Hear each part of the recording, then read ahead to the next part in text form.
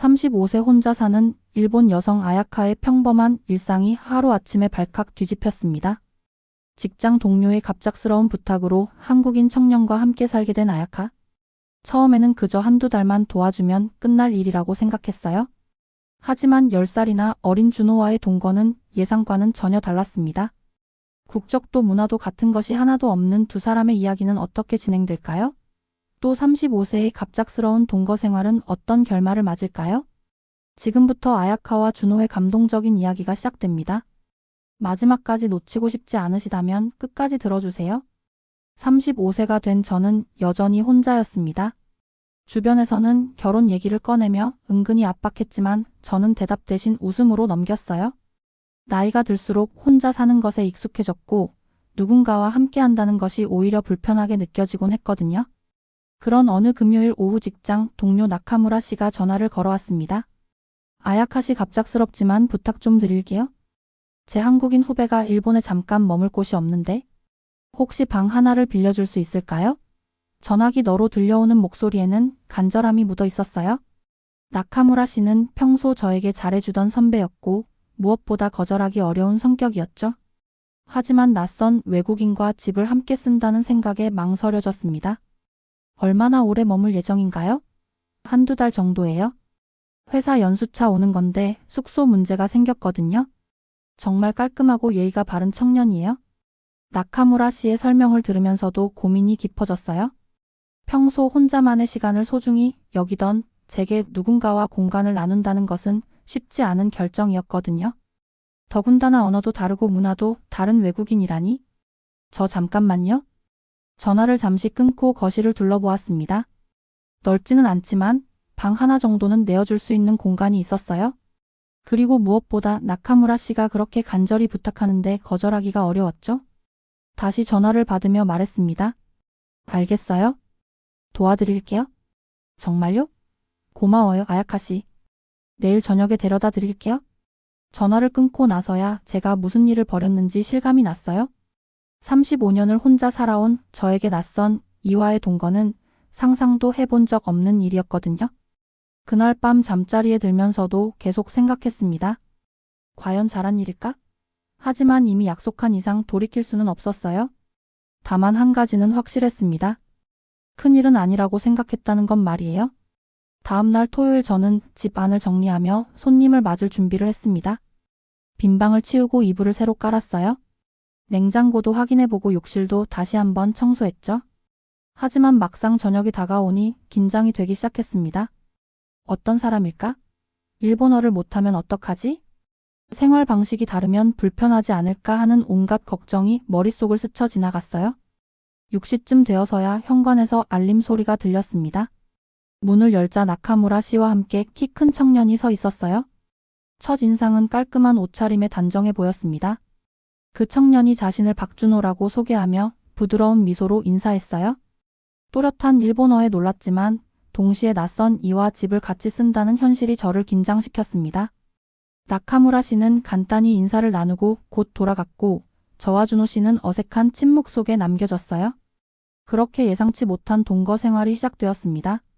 며칠 뒤 도착한 한국 청년 준호는 정중히 고개를 숙이며 잘 부탁드린다고 인사했습니다. 또렷한 발음에 놀랐지만 낯선 이와 집을 나눈다는 사실이 저를 긴장시켰어요. 나카무라 씨가 간단한 소개를 마치고 돌아간 후 저는 준호에게 방을 안내해드렸습니다. 그는 조심스럽게 짐을 정리하며 여러 번 감사 인사를 건넸어요. 예의 바른 모습이었지만 왠지 어색함은 가시지 않았습니다. 첫날 밤은 유난히 길게 느껴졌어요. 평소 혼자 있을 때는 들리지 않던 소리들이 귓가에 맴돌았습니다. 물 흐르는 소리, 발걸음 소리, 문 여 닫는 소리까지 모든 것이 낯설었어요. 35년 동안 혼자 살아온 습관이 하루아침에 바뀔 수 없었죠. 다음날 아침 부엌에서 마주쳤을 때 서로 어떻게 인사해야 할지 몰라 어색하게 고개만 끄덕였습니다. 준호는 작은 목소리로 좋은 아침이라고 한국어로 인사한 뒤 곧바로 일본어로 다시 말했어요. 노력하는 모습이 보였지만 저 역시 어떻게 대화를 이어가야 할지 몰랐습니다. 아침 식사 시간도 조심스러웠어요. 평소 혼자 간단히 토스트와 커피로 해결하던 제게 누군가와 함께하는 식사는 부담스러웠습니다. 준호는 자신이 가져온 즉석밥으로 조용히 식사했고 저는 평소보다 빨리 아침을 마치고 회사로 향했어요. 회사에서도 계속 집 생각이 났습니다. 낯선 사람이 제 공간에 있다는 사실이 마음을 편하게 해주지 않았어요? 동료들에게 한국인 청년이 잠시 머물고 있다고 말하자 모두 다 신기해하며 여러 질문을 던졌습니다. 어떤 사람인지, 얼마나 머물 예정인지, 불편하지 않은지 등등 말이에요. 저녁 시간이 되어 집에 돌아가는 길이 평소보다 무거웠습니다. 집이라는 공간이 더 이상 온전히 제 것이 아니라는 생각 때문이었어요. 현관문을 열고 들어서니 거실에서 준호가 조용히 책을 읽고 있었습니다. 제가 들어오자 일어나서 정중히 인사했어요. 저녁 무렵 부엌에서 그가 서툰 손길로 밥을 짓는 모습을 보게 되었습니다. 밥솥 사용법을 몰라 헤매는 것 같았지만 도와달라고 말하지는 않았어요. 저 역시 선뜻 나서지 못했습니다. 서로 조심스러워하는 마음이 느껴졌죠. 그의 요리 실력은 예상보다 서툴렀어요. 밥은 설익은 편이었고 반찬도 간이 맞지 않는 것 같았습니다. 하지만 불평 한마디 없이 묵묵히 식사하는 모습을 보니 왠지 미안한 마음이 들었어요. 며칠이 지나도 어색함은 계속되었습니다. 아침에 마주치면 인사를 나누지만 더 이상의 대화는 이어지지 않았어요. 저녁에도 각자 방에서 시간을 보내며 최대한 부딪히지 않으려 노력했습니다. 화장실이나 부엌을 사용할 때도 서로 눈치를 보게 되었어요. 언제 사용하는지 파악해서 겹치지 않도록 신경 썼죠. 이런 생활이 편하지는 않지만 서로 배려하려는 마음은 전해졌습니다. 일주일이 지나고 나서야 조금씩 서로의 생활 방식을 알게 되었어요. 준호는 아침 일찍 일어나서 조용히 준비하고 나가는 편이었고, 저녁에는 늦게 들어와서 간단히 식사하고 방에서 시간을 보냈습니다. 큰 소음을 내지도 않았고 공용 공간도 깔끔하게 사용했어요. 그럼에도 불구하고 속으로는 계속 중얼거렸습니다. 아무래도 불편하다는 생각이 떠나지 않았어요. 혼자만의 시간과 공간에 익숙했던 제게 누군가와 함께하는 생활은 여전히 어색하고 부담스러웠습니다. 하지만 동시에 이상한 감정도 들었어요. 집에 돌아왔을 때 완전히 혼자가 아니라는 사실이 때로는 위안이 되기도 했습니다. 작은 소음들이 집안에 생기를 불어넣는 것 같기도 했고요. 복잡한 마음이었습니다. 동거 생활 둘째 주가 시작되면서 작은 문제들이 하나둘 생기기 시작했습니다. 처음에는 별것 아닌 일들이었지만 쌓이다 보니 점점 신경이 쓰이기 시작했어요. 어느 목요일 아침 냉장고를 열었을 때 제가 어제 사둔 바나나 우유가 사라져 있었습니다. 분명히 2개를 샀는데 하나밖에 남아있지 않았어요. 처음에는 제가 잘못 기억하나 싶었지만 영수증을 확인해 보니 확실히 2개를 산 것이 맞았습니다. 저녁에 준호가 돌아오자 단호하게 물어봤어요. 혹시 바나나 우유를 드셨는지 말이에요? 준호는 얼굴이 빨개져서 더듬거리며 죄송하다고 했습니다. 제 것인 줄 알았다고 변명했지만 냉장고 안에서 구분이 안 될 수는 없었죠. 단순한 실수였을 수도 있지만 저는 속으로 한숨을 쉬었어요. 역시 같이 살기엔 무릴지도 모른다는 생각이 들었습니다. 바나나 우유 하나 때문에 이렇게 기분이 상할 줄은 몰랐거든요. 그 다음 날은 화장지 문제였습니다. 평소보다 빨리 떨어져서 새로 사다 놓았는데 며칠 만에 또 없어졌어요. 혼자 살 때는 한 달은 넉넉히 쓰던 양이었는데 말이에요. 준호에게 따로 이야기하지는 않았지만 속으로는 불편한 마음이 계속 커져갔습니다. 주말에는 더 큰 오해가 생겼어요. 제가 평소 즐겨보던 드라마 시간에 거실 텔레비전을 켜려고 했는데 이미 준호가 한국 뉴스를 보고 있었습니다. 저는 예약 녹화를 해두지 않았기 때문에 그 시간에 봐야 했는데 양보를 부탁하기가 어려웠어요. 결국 그날은 드라마를 포기하고 방에서 시간을 보냈습니다. 준호도 눈치를 챈 것 같았지만 서로 어떻게 해야 할지 몰라 어색한 상황이 계속되었어요. 공용 공간 사용에 대한 규칙을 정하지 않았던 것이 문제였죠. 월요일 아침에는 샴푸 때문에 또 한 번 당황했습니다. 제가 쓰던 샴푸가 반 이상 줄어 있었어요. 혼자 쓸 때는 한 달은 쓰던 양인데 일주일 만에 이렇게 줄다니 이해할 수 없었습니다. 준호가 함께 쓰고 있다는 건 알았지만 이렇게 빨리 없어질 줄은 몰랐어요. 그날 저녁 준호에게 개인 용품은 따로 사용했으면 좋겠다고 조심스럽게 말했습니다. 준호는 미안해하며 당장 자신의 것을 사겠다고 했어요. 하지만 이미 어색한 분위기는 더욱 깊어진 상태였습니다. 화요일에는 음식 냄새 문제가 생겼어요. 준호가 김치찌개 같은 것을 끓였는데 매운 냄새가 집안 전체에 퍼졌습니다. 평소 자극적인 음식을 잘 먹지 않는 저에게는 부담스러운 냄새였어요. 환기에도 쉽게 가시지 않았고 옷에까지 냄새가 배서 고민이었습니다. 준호에게 직접 말하기는 어려워서 그냥 참고 지냈지만 매일 이런 냄새를 맡아야 한다면 힘들 것 같았어요. 서로 다른 식문화 때문에 생기는 문제였지만 해결책을 찾기가 쉽지 않았습니다. 수요일에는 생활시간대 차이 때문에 문제가 생겼어요. 준호는 밤늦게까지 화상통화를 하는 편이었는데 목소리가 제 방까지 들려왔습니다. 아마 고향에 있는 가족이나 친구들과 통화하는 것 같았지만 저는 일찍 잠자리에 드는 편이라 신경이 쓰였어요. 몇 번 뒤척이다가 결국 귀마개를 끼고 잠들었습니다. 준호도 나름대로 조심하려고 노력하는 것 같았지만 좁은 집에서는 한계가 있었어요. 목요일에는 빨래 때문에 또 다른 문제가 생겼습니다. 제가 빨래를 하려고 세탁기를 열었는데 준호의 옷들이 그대로 들어 있었어요. 세탁이 한참 전에 끝이 났는데 빼지 않고 그대로 두었던 거예요. 젖은 옷에서 냄새까지 나기 시작했습니다. 할 수 없이 준호의 옷을 꺼내서 바구니에 담아두었지만 기분이 좋지 않았어요. 이런 일들이 반복되면서 오해가 쌓여갔습니다. 서로 배려하려고 노력하고 있다는 건 알았지만 생활 습관의 차이는 쉽게 좁혀지지 않았어요. 금요일 저녁 일주일 동안 쌓인 작은 불만들이 마음속에서 자꾸 커져갔습니다. 겉으로는 아무렇지 않은 척했지만 속으로는 이 생활이 언제까지 계속될지 걱정이 되었어요. 오해와 불편함으로 시작된 일들이 점점 더 큰 거리감을 만들어가고 있었습니다. 그러던 어느 금요일 회사에서 큰 실수를 하고 돌아온 날이었습니다. 중요한 프레젠테이션에서 자료를 잘못 준비해서 상사 앞에서 크게 망신당했습니다. 동료들 앞에서도 면목이 서지 않았고 오랜만에 이렇게 큰 실수를 해서 자책감이 컸습니다. 집에 돌아와서는 아무것도 하고 싶지 않았어요. 평소 같으면 저녁 준비라도 했겠지만 그날은 정말 기력이 하나도 남아있지 않았습니다. 쓰러지듯 방에 누워서 천장만 바라보며 온종일 있었던 일들을 되새겼어요. 35세라는 나이에 이런 실수를 하다니 후배들은 뭐라고 생각할까? 승진에도 영향을 미치지 않을까 하는 온갖 걱정이 머릿속을 맴돌았습니다. 점점 우울한 기분이 깊어져 갔어요. 저녁 시간이 되어도 일어날 기력이 없었습니다. 배가 고팠지만 뭔가를 먹을 생각도 나지 않았어요. 그냥 이대로 잠들어 버리고 싶었습니다. 내일이 되면 조금은 나아질까 하는 막연한 기대를 하면서 말이에요. 8시쯤 되었을 때 문 앞에서 조심스러운 노크 소리가 났습니다. 처음에는 무시하려고 했지만 계속해서 부드럽게 두드리는 소리가 들려왔어요. 할 수 없이 일어나서 문을 열었습니다. 준호가 걱정스러운 표정으로 써 있었어요. 괜찮으냐고 물어보며 저녁도 안 드시고 방에만 계셔서 걱정되었다고 했습니다. 그의 목소리에는 진짜 걱정하는 마음이 담겨 있었어요. 준호가 들고 온 건 방금 만든 죽이었습니다. 흰죽에 작은 김 조각이 올려져 있었고 따뜻한 김이 모락모락 올라오고 있었어요. 간단하지만 정성이 느껴지는 모습이었습니다.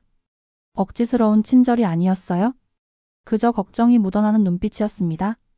지난 몇 주 동안 쌓인 작은 오해들과 불편함이 무색할 정도로 그 순간은 진심 어린 배려가 느껴졌어요.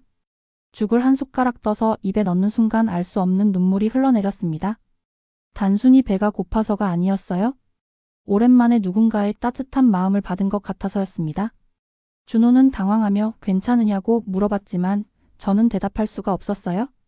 그냥 고개를 끄덕이며 계속 죽을 먹었습니다. 따뜻한 죽이 속을 달래주는 것 같았어요.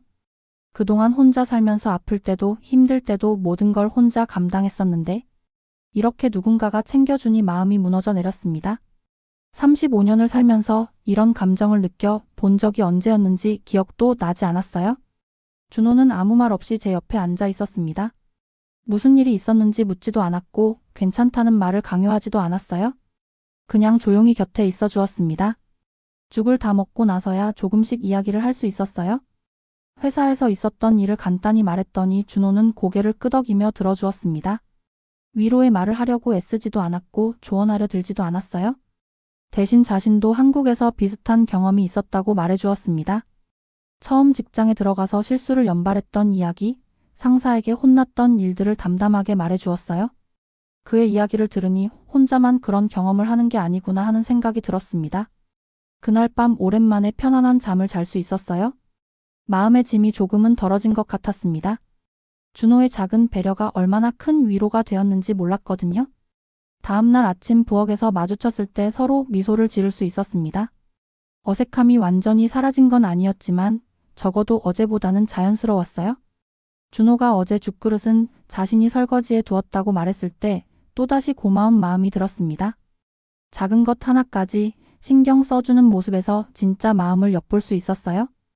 회사에 가는 길도 한결 가벼웠습니다. 어제의 실수가 없어진 건 아니지만 혼자가 아니라는 사실이 힘이 되었어요.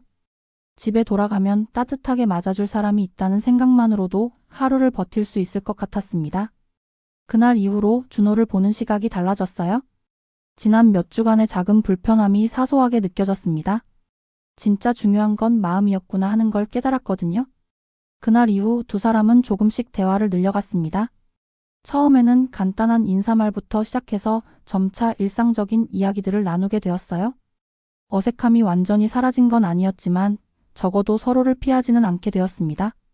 주말 아침 부엌에서 커피를 내리고 있는데 준호가 다가왔어요. 자신도 커피를 마시고 싶다며 함께 마셔도 되겠냐고 물어봤습니다. 저는 흔쾌히 승낙했고 그렇게 처음으로 함께 앉아서 대화를 나누게 되었어요. 준호는 일본어를 더 잘하고 싶다고 말했습니다. 회사에서 일하는데 아직 부족한 부분이 많다면서 혹시 도움을 받을 수 있겠냐고 조심스럽게 물어봤어요. 저 역시 한국어에 관심이 있었기 때문에 서로 가르쳐 주기로 했습니다. 처음 언어 교환을 시작할 때는 서로 어색해했어요. 준호는 일본어 발음을 어려워했고 저는 한국어의 복잡한 존댓말 체계를 이해하지 못했습니다. 하지만 실수하면서도 웃음을 나누며 점점 가까워졌어요. 준호가 가져온 한국어 교재를 보면서 함께 공부했습니다. 한국의 문화나 음식에 관한 이야기도 자연스럽게 나왔어요. 제가 한 번도 먹어보지 못한 한국 음식들에 관해 설명해주는 준호의 모습이 재미있었습니다. 어느 저녁에는 준호가 직접 한국 음식을 만들어주겠다고 제안했어요. 김치볶음밥이라는 간단한 요리였는데 생각보다 맛있었습니다. 처음에는 매운맛 때문에 놀랐지만 먹다 보니 중독성이 있었어요. 그 과정에서 준호의 고향 이야기도 들을 수 있었습니다. 울산에서 자랐다는 그는 바다가 보고 싶다며 가끔 센치했어요.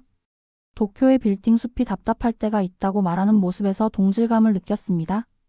저 역시 제 이야기를 조금씩 털어놓기 시작했어요.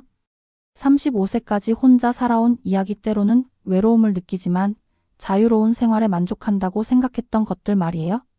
준호는 판단하지 않고 그저 들어주었습니다. 대화를 나누면서 나이 차이를 의식하지 않게 되었어요.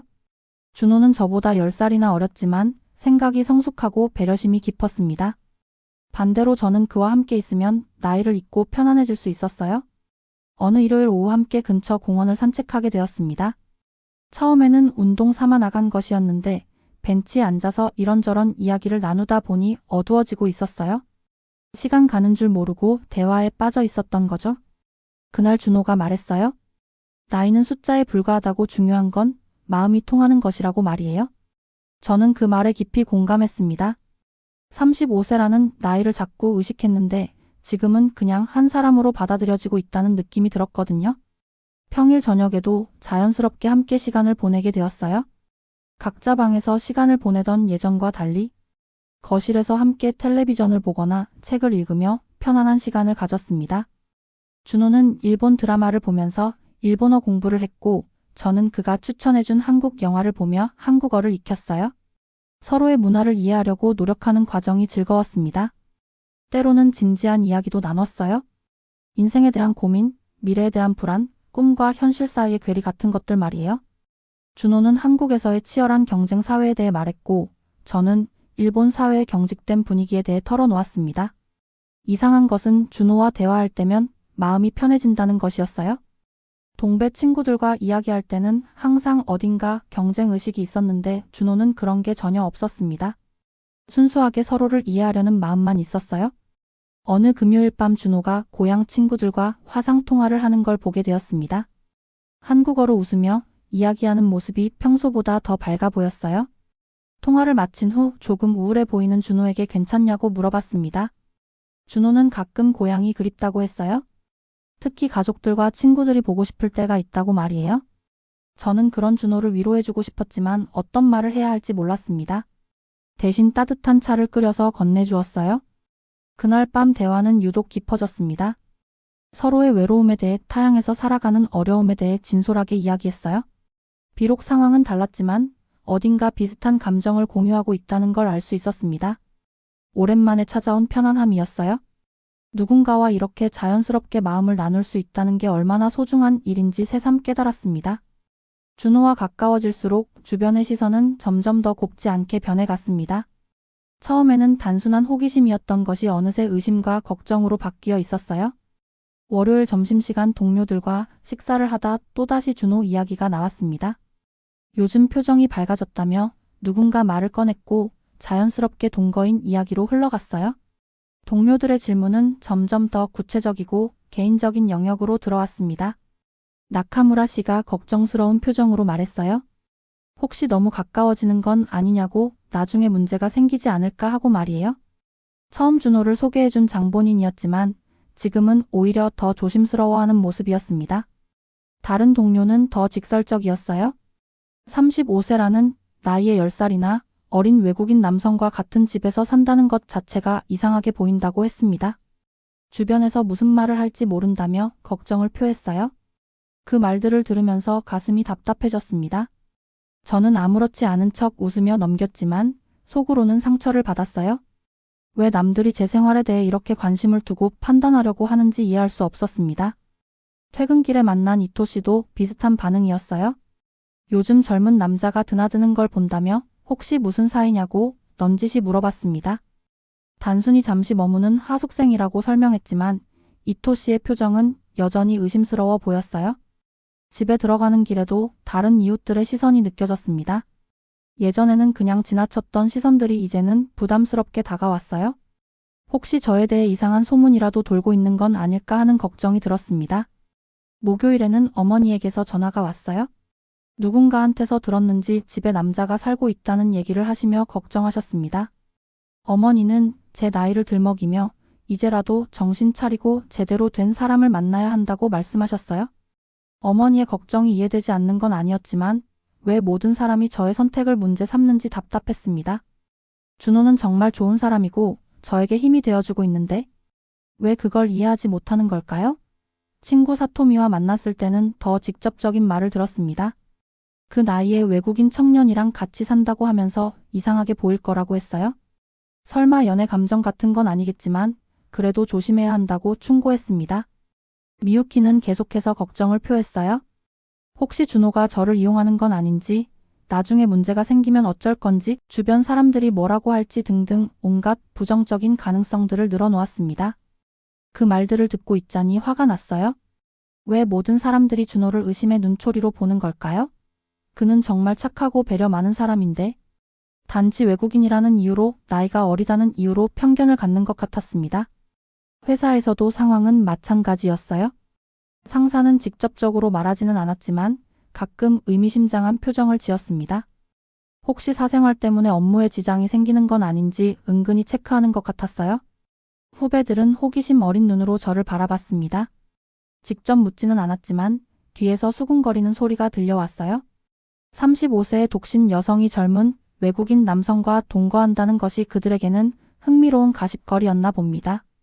이런 시선들 때문에 점점 스트레스가 쌓여갔어요. 준호와 함께 있을 때는 편안하고 행복했지만 밖에 나가면 항상 남의 시선을 의식하게 되었습니다. 혹시 누가 보고 있는 건 아닌지, 이상하게 생각하는 건 아닌지 신경이 쓰였어요. 금요일 저녁 집에 돌아오는 길이 유독 무거웠습니다. 온종일 들었던 여러 사람의 말들이 머릿속에서 맴돌았어요. 정말 내가 이상한 일을 하고 있는 걸까? 준호와의 관계가 문제가 있는 걸까 하는 의심이 들기 시작했습니다. 하지만 집에 들어서서 준호와 마주쳤을 때 그런 의심들이 말도 안 된다는 걸 깨달았어요. 준호는 여전히 따뜻한 미소로 저를 맞아주었고 오늘 하루는 어땠냐고 관심 있게 물어봤습니다. 따뜻한 물 한 잔과 오늘도 고생 많으셨다는 한마디가 세상의 어떤 나쁜 시선보다 값지다는 것을 알았어요. 다른 사람들이 뭐라고 말하든 이 따뜻한 마음만은 진짜였습니다. 그날 밤 창문을 통해 들어오는 별빛을 바라보며 생각했어요. 세상의 시선에 휘둘리지 말고 제 마음에 충실해야겠다고 말이에요. 준호와 함께하는 시간이 저에게 얼마나 소중한지 다시 한번 확인할 수 있었습니다. 준호와 함께한 시간이 2달을 넘어서자 언젠가는 와야 할 이별의 순간이 다가오고 있다는 걸 느꼈습니다. 하지만 막상 그 소식을 들었을 때는 준비가 되지 않았어요. 어느 목요일 저녁 준호가 평소보다 조용한 표정으로 거실에 앉아 있었습니다. 무슨 일이 있었나 싶어 물어보니 회사에서 연수 일정이 끝났다는 통보를 받았다고 했어요. 다음 주까지만 일하고 한국으로 돌아가야 한다는 소식이었습니다. 그 말을 듣는 순간 가슴이 텅 빈 것 같았어요. 언젠가는 올 거라고 생각했지만 막상 현실이 되니 받아들이기 어려웠습니다. 2달이라는 시간이 이렇게 빨리 지나갈 줄은 몰랐거든요. 준호에게 이제 곧 가는 거냐고 물어봤습니다. 그는 잠시 머뭇거리다가 대답했어요. 회사 일정상 돌아가야 하지만 꼭 다시 오겠다고 말이에요. 그 말에는 확신이 담겨 있었지만 동시에 아쉬움도 묻어났습니다. 그날 밤부터 집안 분위기가 달라졌어요. 평소처럼 자연스럽게 대화를 나누기는 했지만 어딘가 어색함이 느껴졌습니다. 서로 헤어져야 한다는 사실을 의식하고 있었거든요. 준호는 조금씩 짐을 정리하기 시작했습니다. 그동안 조금씩 늘어났던 생활용품들을 하나둘 챙겨 넣는 모습을 보니 현실감이 들었어요. 정말 떠나는구나 하는 생각에 마음이 무거워졌습니다. 금요일에는 함께 마지막 주말을 보내자고 제안했어요. 평소 가보고 싶어 했던 곳들을 함께 둘러보기로 했습니다. 준호는 고맙다며 기뻐했지만 그 표정에도 아쉬움이 가득했어요. 토요일 아침 일찍 일어나서 함께 아침을 준비했습니다. 준호가 한국식 계란찜을 만들어주겠다고 해서 저는 일본식 된장국을 끓였어요. 서로의 문화가 섞인 아침 식탁이 따뜻하면서도 슬펐습니다. 하라주쿠와 시부야를 함께 걸으며 이런저런 이야기를 나눴어요. 준호는 도쿄에서의 추억들을 하나씩 떠올리며 말했습니다. 처음 왔을 때 낯선 느낌, 점점 익숙해져 가는 과정, 그리고 저와 만나게 된 행운에 대해서 말이에요. 저 역시 이 2달 동안의 변화에 대해 생각해 봤어요. 처음에는 불편하고 어색했던 동거 생활이 어느새 일상이 되어 있었습니다. 혼자 있는 시간보다 준호와 함께하는 시간이 더 편안하게 느껴질 정도였거든요. 선샤인시티 전망대에서 도쿄 전경을 내려다보며 대화를 나눴습니다. 준호는 한국에 돌아가도 이 풍경을 잊지 못할 것 같다고 말했어요. 특히 저와 함께 보낸 시간이 가장 소중한 추억이 될 거라고 했습니다. 그 말을 들으니 눈물이 날 것 같았어요. 저 역시 마찬가지였거든요. 35년을 살면서 이렇게 마음이 편안한 사람을 만난 건 처음이었습니다. 나이나 국적, 문화적 차이를 뛰어넘어 진정으로 통할 수 있는 사람이었어요. 일요일에는 집에서 조용히 시간을 보냈습니다. 함께 요리하고 영화를 보고 별다른 대화 없이도 편안한 침묵을 나눴어요. 이런 평범한 일상이 얼마나 소중한지 새삼 깨달았습니다. 저녁에는 준호가 마지막으로 한국 음식을 만들어주겠다고 했어요. 불고기와 김치찌개를 정성껏 준비하는 모습을 보며 앞으로 이런 맛을 언제 다시 볼 수 있을까 하는 생각이 들었습니다. 식사를 마치고 설거지를 함께 하면서 준호가 말했어요. 정말 고마웠다고, 저 덕분에 일본에서의 시간이 행복했다고 말이에요. 처음에는 어색했지만 점점 가족 같은 느낌이 되었다고 했습니다. 그날 밤늦게까지 대화를 나눴어요. 앞으로의 계획에 대해서, 서로에 대한 고마움에 대해서, 그리고 이별에 대한 아쉬움에 대해서 말이에요. 시간이 멈췄으면 좋겠다는 생각이 들었습니다. 월요일 아침 출근 준비를 하면서도 마음이 무거웠어요. 이제 며칠 남지 않았다는 생각에 하루하루가 아까웠습니다. 준호도 비슷한 마음이었는지 평소보다 말수가 적었어요. 화요일 저녁에는 함께 사진을 찍었습니다. 추억을 남기고 싶다며 준호가 제안한 일이었어요. 어색하게 웃으며 찍은 사진들이지만 나중에 보면 소중한 기억이 될 것 같았습니다. 수요일이 되자 정말로 마지막이 가까워진다는 걸 실감했어요. 준호는 모든 짐을 정리했고 방은 처음 왔을 때처럼 텅 비어 보였습니다. 그 모습을 보니 가슴이 먹먹해졌어요. 그제야 깨달았습니다. 오해와 불편함으로 시작된 이 감정이 이제는 사랑이라는 이름으로 자리 잡았음을 말이에요. 단순한 동거인을 넘어서 정말 소중한 사람이 되어 있었던 거예요. 준호가 떠난 지 3달이 지났습니다. 처음 한 달은 정말 힘들었어요. 혼자 있는 시간이 다시 익숙해질 때까지 오랜 시간이 걸렸습니다. 집안 곳곳에서 준호의 흔적이 느껴져서 더욱 그리웠어요. 하지만 준호는 약속을 지켰습니다. 거의 매일 연락을 주고받으며 안부를 물었고 영상통화로 서로의 얼굴을 보며 대화를 나눴어요. 시차 때문에 불편한 점도 있었지만 그런 소통이 큰 위로가 되었습니다. 어느 날 준호가 중요한 이야기를 꺼냈어요. 회사에서 한국 지사 설립을 추진하고 있는데 일본 쪽 업무를 담당할 사람이 필요하다는 것이었습니다. 혹시 제가 관심이 있다면 기회를 만들어 보겠다고 제안했어요. 처음에는 망설였습니다. 35세라는 나이에 새로운 환경에 도전한다는 것이 쉽지 않았거든요. 더군다나 외국에서 일한다는 것은 더욱 큰 모험이었습니다. 하지만 준호와 함께할 수 있다는 생각에 마음이 흔들렸어요. 몇 주 동안 고민한 끝에 결정을 내렸습니다. 면접을 봐보겠다고 준호에게 연락했어요. 준호는 정말 기뻐하며 모든 것을 도와주겠다고 했습니다. 그의 적극적인 지원 덕분에 면접 기회를 얻을 수 있었어요. 화상 면접은 생각보다 순조롭게 진행되었습니다. 일본에서의 업무 경험과 한국어 실력 그리고 준호와의 인연까지 모든 것이 플러스 요인으로 작용했어요. 일주일 후 합격 통보를 받았을 때는 믿기지 않았습니다. 회사에 사직서를 내고 주변 사람들에게 한국행을 알렸을 때 모두 놀라워했어요. 특히 어머니는 크게 걱정하셨지만 제 결심이 확고하다는 걸 아시고는 결국 응원해 주셨습니다. 친구들과의 작별 모임에서는 복잡한 감정이 들었어요. 오랜 친구들과 헤어진다는 아쉬움도 있었지만 새로운 인생을 시작한다는 설렘이 더 컸습니다. 모두 건강하게 지내라며 응원의 말을 건네줬어요. 짐을 정리하면서 준호와 함께 찍었던 사진들을 다시 보게 되었습니다. 그때는 몰랐지만 그 순간들이 제 인생의 전환점이었다는 걸 이제야 깨달았어요. 작은 만남이 이렇게 큰 변화를 가져올 줄은 상상도 할 수 없었습니다. 출국 전날 밤 마지막으로 혼자만의 시간을 가졌어요.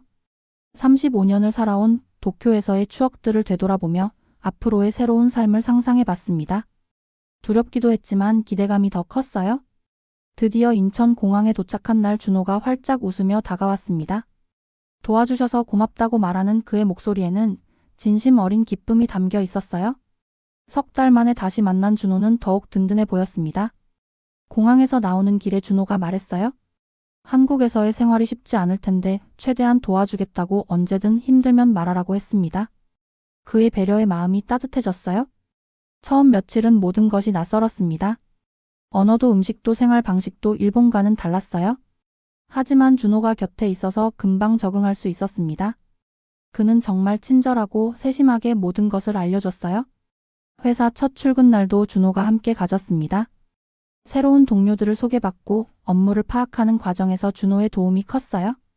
언어적인 부분에서 어려움이 있을 때마다 통역해주기도 했습니다. 주말에는 함께 한국의 여러 곳을 둘러봤어요. 경복궁, 명동, 이태원 등 관광지도 가보고 준호의 고향인 울산에도 다녀왔습니다. 바다를 보며 그리워했던 준호의 마음을 이해할 수 있었어요. 한 달이 지나자 한국 생활에 어느 정도 적응되었습니다. 회사 업무도 안정되었고 한국어 실력도 많이 늘었어요. 무엇보다 준호와 함께하는 일상이 너무나 자연스럽고 행복했습니다. 어느 저녁 한강공원을 산책하면서 준호가 진지한 표정으로 말했어요. 저를 위해 이렇게 큰 결정을 내려줘서 고맙다고 앞으로 평생 행복하게 해주겠다고 했습니다. 그 순간 모든 선택이 옳았다는 확신이 들었어요. 35세의 나이에 내린 결심은 가볍지 않았습니다. 하지만 늦게 시작했기에 더 깊고 단단한 사랑일 수 있었어요. 처음의 어색함과 오해들이 지금은 웃음이 납니다. 낯선 도시였지만 곁에 준호가 있는 순간 저는 알았습니다. 여기가 이제 내 집이구나 하고 말이에요. 35세에 시작된 두 번째 인생이 이렇게 행복할 수 있다는 게 믿기지 않았어요. 이렇게 아야카와 준호의 아름다운 사랑 이야기가 막을 내렸습니다. 처음 바나나 우유 하나 때문에 갈등했던 두 사람이 국경을 넘나드는 진정한 사랑을 완성해냈어요. 우리나라 한국의 따뜻한 정과 배려. 깊은 마음이 일본 여성의 닫힌 마음을 어떻게 열었는지 보셨나요? 준호가 보여준 진심. 어린 관심과 세심한 배려는 정말 한국 남성의 자랑스러운 모습이었습니다. 특히 아야카가 힘들어할 때 묵묵히 죽을 끓여준 그 장면에서는 정말 마음에 와닿았어요. 35세라는 늦은 나이에도 용기 있게 새로운 사랑에 도전한 아야카의 모습도 정말 대단했습니다. 안정된 직장을 그만두고 한국으로 와서 새로운 인생을 시작하는 그 용기. 진정한 사랑 앞에서는 나이도 국경도 아무것도 아니라는 걸 보여줬어요. 한국에서 꽃 피운 두 사람의 사랑이 얼마나 아름다운지, 우리의 정겨운 문화가 얼마나 소중한지 다시 한번 깨달을 수 있었습니다. 오늘도 끝까지 들어주셔서 고맙습니다. 구독과 좋아요는 큰 힘이 됩니다.